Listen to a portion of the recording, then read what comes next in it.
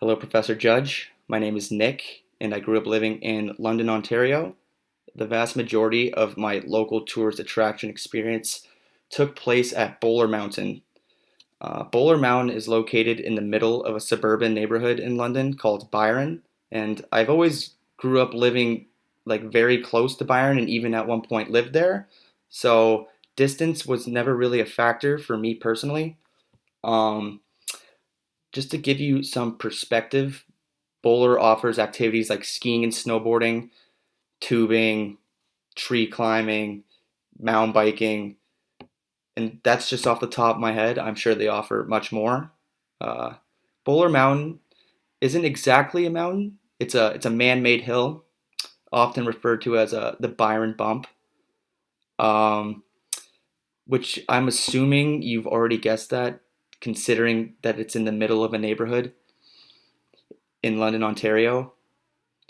They also make man-made snow, just to keep business rolling during those winters where we don't get much downfall. I first learned about Bowler through elementary school because once or twice a year we would take a class field trip to go skiing. Um, I want to say I was in grade three when I first went on one of those field trips, and prior to that, I've never skied or snowboarded. Um, since there was more of a learning curve with snowboarding, the school made us ski. And I know made is a strong word, but I say made because I thought snowboarding was way cooler than skiing, and I had no desire to ski at all. Um, so, but as a mature 9-year old third grader, took a deep breath, went on the class field trip, skied the bunny hill with my pals, drank some hot cocoa afterwards, and you know what? Just had an absolute blast. But outside of school, um, I never really went to Bowler until I was 12 years old when I moved into my new house. When I first moved in, I met my neighbor Robert, who was a kid my age, and we eventually became best friends. And as I was getting to know Robert, I thought he was the coolest person on this planet. He had that long flowing hair at the front. He was a drummer, had a drum set. He was a snowboarder, and people tended to gravitate towards him. And as a new kid in a new neighborhood, I didn't know anybody, and I idolized Robert in a way because I wanted to be as cool as him and make new friends. Um, but I wasn't able to grow that long hair mainly because I thought I'd look insane due to my weird shaped head. I actually did take drumming lessons, but quickly realized that I have no rhythmic bone in my body. So the only thing left on Robert's cool list was snowboarding. Um, I thought to myself, hey, you thought snowboarding was the coolest thing when you went on those field trips. And look at Robert. He snowboards. He's the coolest of the cool.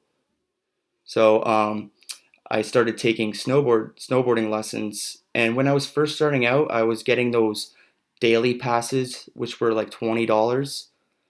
But as my repertoire of snowboarding skills grew, my passion for snowboarding also grew, which enticed me to go to Bowler more frequently. Like I was going almost every day.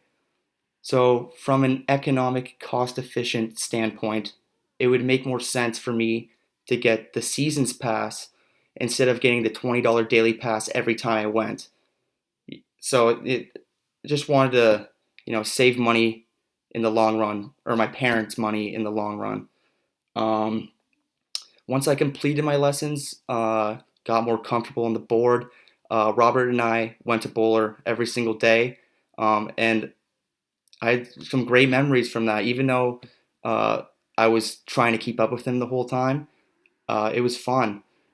He then introduced me to something called the Train Park or Trick Park, and the Train Park is a hill filled with like jumps, rails, boxes. It's a place where people can do tricks on their snowboard.